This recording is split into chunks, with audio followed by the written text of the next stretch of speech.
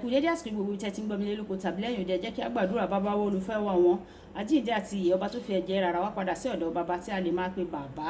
Ògo ní forúkọ yín, a fi ògo àti ìyìn forúkọ mímọ́ yín o, fún agbára àjíǹde yín èyí tí ó ń ṣiṣẹ́ nínú ayé wa ní gbogbo ìgbà àbí ní ìgbà gbogbo. Ọ̀rọ̀ tí a ó gbọ́ lé ní Olúwa, ẹ jọ̀wọ́ ẹ jẹ́ kó ṣe ayé ọkàn àti ara wa ní rere, kí a jẹ́ olùgbọ́ àti olùṣọ́ ọ̀rọ̀ náà o, kó má ṣe lòdì sí wa ní ọjọ́ ìdájọ́. Ohun tí a gbàdúrà lórúkọ Jésù Kristi Olúwa wa, àmín. Orúkọ Jésù. Ìwé ọ̀run ṣíṣí tí a ti ọwọ́ olùṣọ́ àgùntàn yín náà kọ Adéjàre Adébóyè kọ.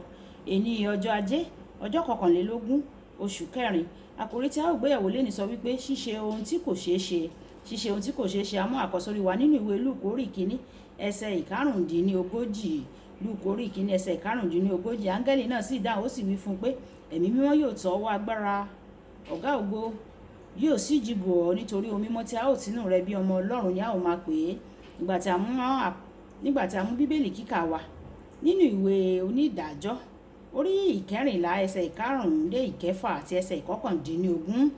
Ìwé bíbélì kíkà wa Onídàájọ́ orí ìkẹrìnlá ẹsẹ̀ ìkarùn-ún dé ìkẹfà. Nígbà náà ni Sámsónì sọ̀kalẹ̀ lọ sí Tímnà àti bàbá rẹ̀ àti ìyá rẹ̀. Ó sì dé ibi ọgbà àjàrà tí ó wà ní Tímnà. Sì kíyèsí ẹgbọrọ kìnìún kan ń ké ramúramù sí i. Ẹ̀mí Ọlọ́run sì bà lé, ó sì fà á ya bí ìbá ti fa ọmọ ewúrẹ́ ya. Bẹ́ẹ̀ ni kò sí nǹkan ní ọwọ́ rẹ̀ o. Òun kò sì sọ fún bàbá àti ìyá rẹ̀ ní ohun tí ó ṣe. Ẹ ó tún ka ẹsẹ̀ ìkọkàndínlógún.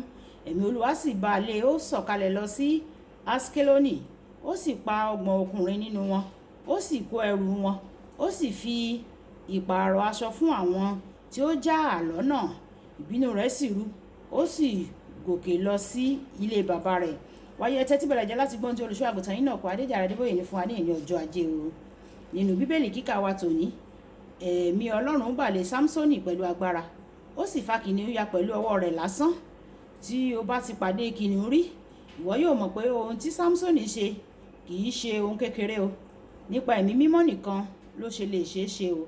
Nínú àwọn ìwé Onídàájọ́ orí 15 ẹsẹ̀ 11 dé 15, nígbà tí a dé tí a sì fà á lé àwọn ọ̀tá rẹ̀ lọ́wọ́, ẹ̀mí Ọlọ́run bà lé gidigidi. Àwọn okùn tí a sì fi dè é jábọ́ bí ẹni pé okùn náà jóná ní ọwọ́ rẹ̀ ni. Ó wá mú párí ẹ̀rẹ̀kẹ́ kẹ́tẹ́kẹ́tẹ́. Ó sì pa ẹgbẹ̀rún ọkùnrin kan pẹ̀lú rẹ̀, nítorí ẹ̀mí mímọ́ Ọlọ́run nìkan ni ó fi lè ṣe ìyẹn, ló jẹ́ kí ìyẹn ṣeé ṣe. Dáfídì náà ṣe ohun tí kò ṣeé ṣe pẹ̀lú ìrànlọ́wọ́ ẹ̀mí mímọ́. Lẹ́yìn tí Sámúẹ́lì da òróró lé e lórí, ẹ̀mí mímọ́ Ọlọ́run bà lé láti ọjọ́ náà lọ. Ìwé Sámúẹ́lì kìíní orí 16 ẹsẹ̀ 13. Ipa rẹ̀ sì jẹ́ ribiribi. Ọ̀dọ́mọkùnrin olùṣọ́ àgùntàn lásán yìí, ó wá tẹ̀síwájú láti pa kìnìún, bíárìn àti òmìrán tí ó ń yọ àwọn ènìyàn rẹ̀ lẹ́nu, tí ó sì gan Ọlọ́run rẹ̀. Ìwé Sámúẹ́lì kìíní orí 17 ẹsẹ̀ 24 títí dé ẹsẹ̀ 50. Bí àwọn nǹkan wọ̀nyí ṣe tóbi tó, wọ́n jẹ́ ìbẹ̀rẹ̀ àwọn ìyanu tí Ọlọ́run yóò ṣe nínú ayé Dáfídì. Ní ìgbà kan, Sọ́ọ̀lù fẹ́ pa á nì. Nítorí náà ni ó ní kí ó lọ mú awọ orí òdòdó àwọn ará Fílístínì 100 wá fún un gẹ́gẹ́ bí owó orí ìyàwó láti fẹ́ ọmọ rẹ̀. Ó jẹ́ iṣẹ́ tí ó lè ṣekú pani, ṣùgbọ́n nítorí ẹ̀mí Ọlọ́run wà lára Dáfídì, ó mú awọ orí òdòdó igba padà wá bá a. Ó sì bọ́ láì ní ewu. Ìwé Sámúẹ́lì kìíní orí 18 ẹsẹ̀ 25 títí dé ẹsẹ̀ 27. Ó ṣe ju ohun tí ó retí lọ́wọ́ rẹ̀, nítorí ẹ̀mí Ọlọ́run wà lára rẹ̀.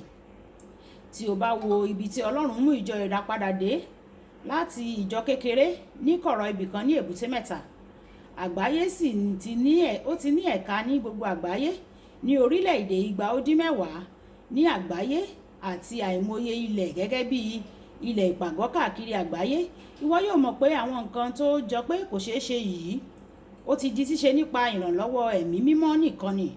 Gẹ́gẹ́ bí ẹ̀mí mímọ́ ṣe tó ti ran Sámsónì lọ́wọ́, tí ó ran Dáfídì lọ́wọ́, tí ó sì ran ìjọ ìràpadà lọ́wọ́ bákan náà, ó lè ran ìwọ náà lọ́wọ́ pẹ̀lú.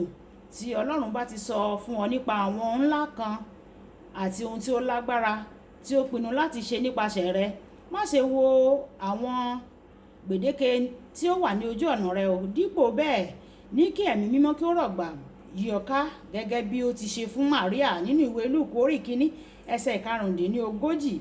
Yóò fún ọ ní okun àti ọgbọ́n tí o nílò láti ṣe ohun tí kò ṣeé ṣe nítorí pẹ̀lú Ọlọ́run ohun gbogbo ní ṣíṣe. Ìwé Mátíù orí 19 ẹsẹ̀ 26. Kókó àdúrà: ẹ̀mí mímọ́ jọ̀wọ́ bà lé mi kí o sì ràn mí lọ́wọ́ láti ṣe àwọn ohun tí ó jọ pé kò ṣeé ṣe fún ìjọba náà ní orúkọ Jésù. Bàbá mi, ẹ jọ̀wọ́ ẹ rán ẹ̀mí mímọ́ yín sí mi. Ẹ jẹ́ kí ó bà lé mi kí n lè ní okun àti agbára láti ṣe àwọn ohun tí kò ṣeé ṣe, àwọn ohun tí àwọn ènìyàn kò lè ṣe nínú ẹran ara. Ẹ jẹ́ kí ẹ̀mí mímọ́ kí ó bà lé mi kí n lè ṣe jù bẹ́ẹ̀ lọ. Ògo ni fún orúkọ Ọlọ́run. Olúwàbùkọ́lá Kó ní orúkọ mi. Ẹ máa bá mi like, ẹ máa share, ẹ máa comment nípa ẹ̀ kí àwọn ènìyàn kí wọ́n lè jẹ àǹfààní ọ̀run ṣíṣí Yorùbá. Ó dàbọ̀.